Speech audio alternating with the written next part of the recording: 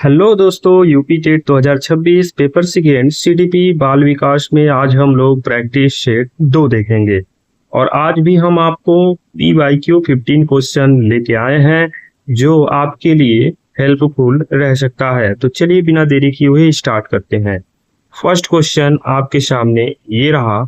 First question में बात हो रही है कि पियाजे के अनुसार संज्ञानात्मक विकास की कौन सी अवस्था 7 से 11 वर्ष की आयु तक की होती है। यानी जो पियाजे ने संज्ञानात्मक विकास की अवस्थाएं बताई थी, वो अवस्थाओं में जो 7 से 11 वर्ष के आयु के बच्चे हैं वो किस अवस्था में आएंगे, इन्होंने बताया था। क्या संवेदी गामक अवस्था, पूर्व संक्रियात्मक अवस्था, मूर्त संक्रियात्मक अवस्था या औपचारिक संक्रियात्मक अवस्था। तो पियाजे के द्वारा जो संज्ञानात्मक विकास की अवस्थाएं बताई गई, उसमें 7 से 11 वर्ष के बच्चों के लिए जो अवस्था बताया गया था वो आपका बताया गया था मूर्त संक्रियात्मक अवस्था। इसका सही जवाब हो जाएगा ऑप्शन नंबर सी। अन्य ऑप्शन के बारे में थोड़ी चर्चा कर लेते हैं। संवेदी गामक अवस्था इन्होंने 0 से 2 वर्ष के बच्चों के लिए बताया था और इसमें बताया था कि बच्चा इंद्रियों तथा क्रियाओं द्वारा सीखता है। पूर्व संक्रियात्मक अवस्था जो 2 से 7 वर्ष के बच्चों के लिए था, इसमें इन्होंने बताया था कि भाषा का विकास होता है पर तार्किक चिंतन सीमित रहता है। फिर उसके बाद इन्होंने मूर्त संक्रियात्मक अवस्था 7 से 11 वर्ष के बच्चों के लिए बताया था, जिसमें संरक्षण, वर्गीकरण एवं क्रमबद्धता की समझ विकसित होती है, इस पे बात की थी। और औपचारिक संक्रियात्मक अवस्था जो 11 वर्ष के बाद के बच्चों के लिए बताया था, इसमें अमूर्त एवं परिकल्पनात्मक चिंतन विकसित होता है, इन्होंने बताया था। और महत्वपूर्ण बिंदु पियाजे से रिलेटेड, पियाजे ने 4 अवस्थाएं बताई थी जिसके बारे में अभी आपको बता दिया। पहला है sensor motor, pre operational, concrete operational और फॉर्मल ऑपरेशन, जो कि ऊपर आपका लिखा गया है। संवेदी गामक अवस्था, उसके बाद पूर्व संक्रियात्मक अवस्था, मूर्त संक्रियात्मक अवस्था और औपचारिक संक्रियात्मक अवस्था। एक प्रश्न से कई प्रश्न का आपने देख लिया। अब प्रश्न संख्या 2, ऐसे ही हम लोग सारे प्रश्न को देखेंगे। प्रश्न संख्या 2 क्या है? वाइगोत्स्की के अनुसार सीखने में सबसे महत्वपूर्ण भूमिका किसकी होती है। यानी वाइगोत्स्की ने सीखने पर बल दिया था और उन्होंने सीखने पर जो सबसे महत्वपूर्ण भूमिका बताया है, क्या उन्होंने परिपक्वता को, सामाजिक अंतःक्रिया को, वंशानुक्रम और अनुकरण। तो वाइगोत्स्की में सामाजिक की बात होती है, इसीलिए ऑप्शन नंबर बी आपका सही हो जाएगा। अन्य चीजों पे भी देख लीजिए, जैसे बात करें परिपक्वता, तो परिपक्वता जो होता है विकास में सहायक पर मुख्य आधार नहीं है। सामाजिक अंतःक्रिया वाइगोत्स्की के सिद्धांत का मूल आधार माना जाता है। वंशानुक्रम का मतलब जन्मजात गुरु से संबंधित और अनुकरण का मतलब सीखने का एक माध्यम होता है।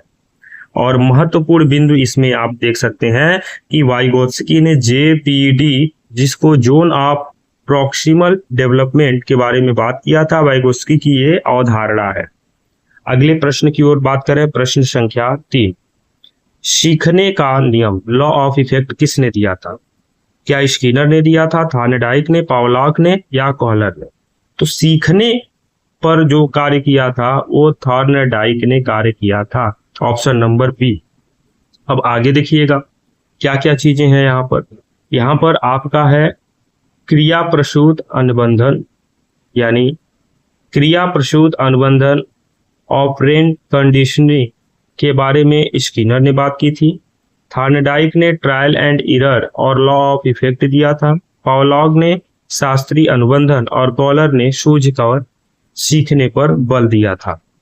और महत्वपूर्ण आप देख सकते हैं कि थार्नडाइक के नियम में कुल 3 नियम है, तत्परता का नियम, अभ्यास का नियम और प्रभाव का नियम। तो इस तरह से सीखने का जो नियम है, लॉ ऑफ इफेक्ट, वो किसने दिया था? थार्नडाइक ने दिया था। अगले प्रश्न की ओर बढ़ते हैं। प्रश्न संख्या 4 आपके सामने ये रहा। सूझ द्वारा अधिगम का प्रतिपादन किसने किया था? यानी सूझ के द्वारा सीखना है तो ये आपका आएंगे कॉहलर साहब। कॉहलर साहब यानी ऑप्शन नंबर सी आपका सही हो जाएगा। अब बाकी लोगों का क्या है, तो यहाँ पे पावलॉव के बारे में देखें तो क्लासिकल कंडीशनिंग के बारे में बताया था, स्किनर ने ऑपरेंट कंडीशनिंग के बारे में बताया था, कॉलर ने इनसाइट लर्निंग के बारे में बताया था, थार्नडाइक ने ट्रायल एंड एरर के बारे में बताया था। और इसमें एक महत्वपूर्ण बिंदु ये आ जाता है कि कोहलर ने चिंपैंजी वनमानुष का प्रयोग किया था, इस पे इन्होंने प्रयोग अपना किया था। अगला प्रश्न है निकट विकास क्षेत्र जेडपीडी, अभी किया हम लोगों ने, इसका सही जवाब हो जाएगा वाइगोत्स्की। यानी जेडपीडी के बारे में, निकट विकास क्षेत्र के बारे में वाइगोत्स्की साहब ने बताया था। और बाकी लोग क्या बताए थे? जीन पियाजे ने संज्ञानात्मक विकास दिया था, स्कीनर ने पुनर्बलन सिद्धांत दिया था, वाइगोत्स्की जेडपीडी और स्कैफोल्डिंग के बारे में बात की थी, और ब्रूनर ने खोज अधिगम पर कार्य किया था। अब जेडपीडी से रिलेटेड महत्वपूर्ण बिंदु क्या है कि बच्चा सहायता से जो सीख सकता है उसी को जेडपीडी कहा जाता है, जिस पे कार्य किया था वाइगोत्स्की ने। प्रश्न संख्या 6 देखिएगा, बुद्धि का द्विकारक सिद्धांत किसने दिया था? तो बुद्धि का द्विकारक सिद्धांत दिया था स्पीयरमैन ने, ये याद रखिएगा, ये BIMP टिक लगा लीजिएगा, इतना इंपॉर्टेंट है ये। यहाँ पर द्विकारक सिद्धांत की बात की जा रही है, तो द्विकारक सिद्धांत जो दिया था वो दिया था स्पीयरमैन ने। अन्य ऑप्शन देख लें, थर्स्टन ने प्राथमिक मानसिक योग्यताओं के बारे में, स्पीयरमैन G&S कारक, गिलफोर्ड बुद्धि संरचना मॉडल, और बी ने बुद्धि परीक्षण। महत्वपूर्ण बिंदु में जैसे स्पीयरमैन G&S कारक है तो G का मतलब होता है सामान्य बुद्धि और S का मतलब होता है विशिष्ट बुद्धि, यानी जनरल और स्पेशल। प्रश्न संख्या 7 देखिएगा, ये प्रश्न संख्या 7 अच्छा प्रश्न है। बहुविधि सिद्धांत ये आपके दिए थे हार्वर्ड गार्डनर साहब ने, ऑप्शन नंबर ए आपका सही हो जाएगा। मल्टीपल इंटेलिजेंस थियरी के बारे में बात किया था गार्डनर साहब ने, स्पीयरमैन ने द्विकारक सिद्धांत यानी बहुकारक सिद्धांत दिया था गार्डनर ने, और द्विकारक सिद्धांत दिया था स्पीयरमैन। थर्स्टन ने PMS सिद्धांत दिया था, और बीने ने IQ परीक्षण के बारे में बताया था। और यहाँ पर एक पॉइंट और आपको मिल जाएगा कि गार्डनर ने 8 प्रकार के बुद्धियों का वर्णन किया है। अगला प्रश्न देखिएगा, प्रश्न संख्या 7 आपके सामने ये रहा, क्रिया प्रसूत अनुबंधन, ये बहुत अच्छा प्रश्न है, स्कीनर साहब ने इस पे कार्य किया था। क्रिया प्रसूत अनुबंधन, तो स्कीनर साहब इसका सही जवाब हो जाएंगे। महत्वपूर्ण बिंदु में आप देख सकते हैं कि स्कीनर बॉक्स और पुनर्बलन, स्कीनर साहब ने स्कीनर बॉक्स और पुनर्बलन पर कार्य किया था। प्रश्न संख्या 9 आपके सामने ये रहा। 9 में बात हो रहा है कि समावेशी शिक्षा इंक्लूसिव एजुकेशन का उद्देश्य क्या है?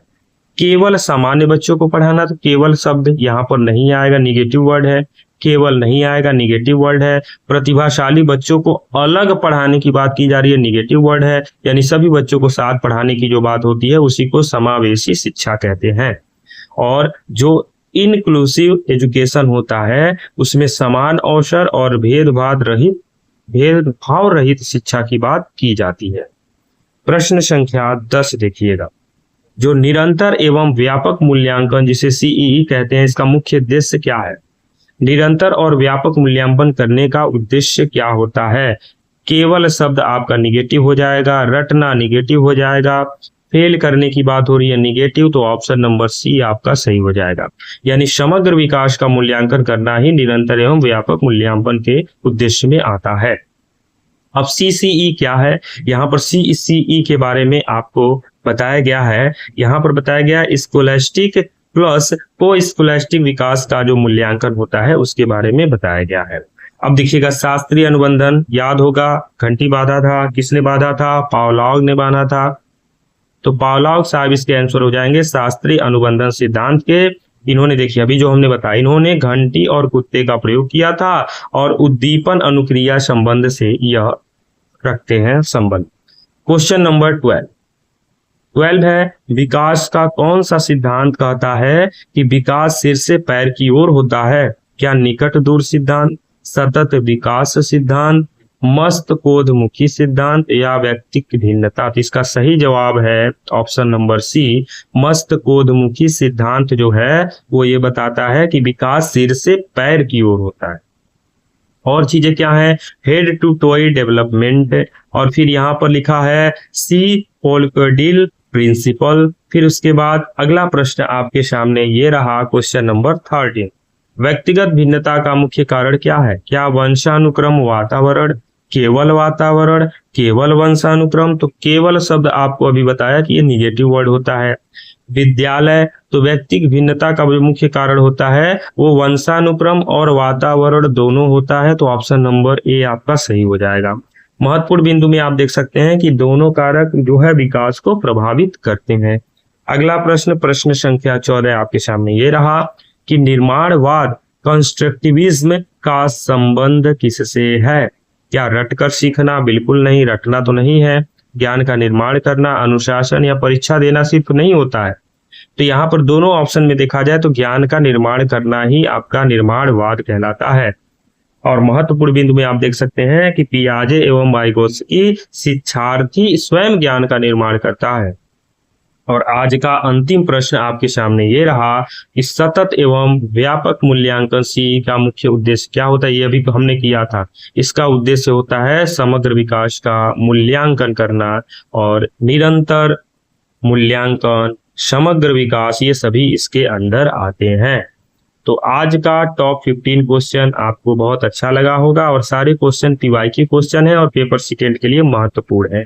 अगर आप वीडियो के अंत तक बने हैं तो लगे हाथ आप लाइक भी कर दीजिए और इसको शेयर भी कर दीजिए। और अगर आप पहली बार मेरे चैनल से जुड़े हैं तो चैनल को सब्सक्राइब करके बेल आइकॉन्स पे क्लिक कर दीजिए, ताकि जैसे ही कोई वीडियो अपलोड होता है वो आप तक आसानी से पहुंच जाए। मिलते हैं प्रैक्टिस सेट 3 में। जय हिंद।